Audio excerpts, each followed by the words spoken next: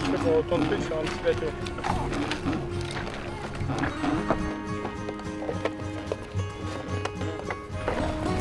Il y a des choses à installer à chaque fois. Tout doit être attaché là, bon. Sinon je perds tout.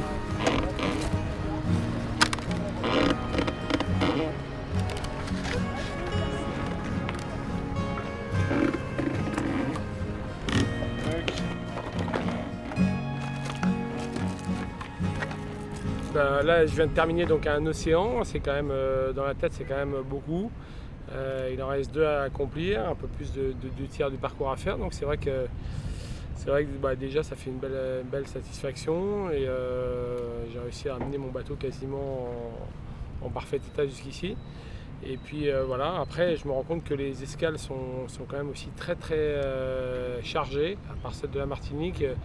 À chaque fois je suis vraiment on est seul un peu avec de l'aide extérieure, mais il y a beaucoup de travail aux escales.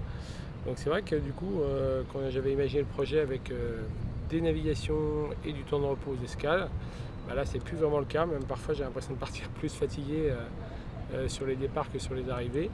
Mais voilà, ça fait partie du jeu. C'est un bateau qui est exigeant, qui demande beaucoup d'entretien, beaucoup de réparation, beaucoup de préparation. À chaque fois il faut tout être très minutieux, chaque chose est importante, il faut tout assurer, tout mettre dans les petits sacs, protéger du soleil, protéger du sel et tout vérifier en permanence parce que le moindre petit souci ça peut vite être le drame.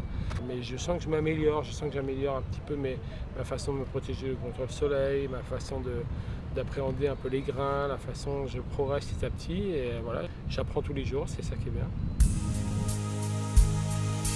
Là maintenant la première section du parcours pour le Pacifique, ça va être les îles Galapagos. Alors une petite étape, 1000 milles, 900 000 milles, mais avec des vents très changeants, très perturbés. C'est un peu la zone intertropicale. Il va y avoir du petit temps, du près, de l'alizé à la fin. Une eau qui va se refroidir de plus en plus. Ça devrait tomber à 16 degrés en arrivant au Galapagos. C'est pas encore glacial, mais il faut s'y attendre. Voilà, donc ça sera plus tactique qu'être au combat dans une mer difficile, quoi.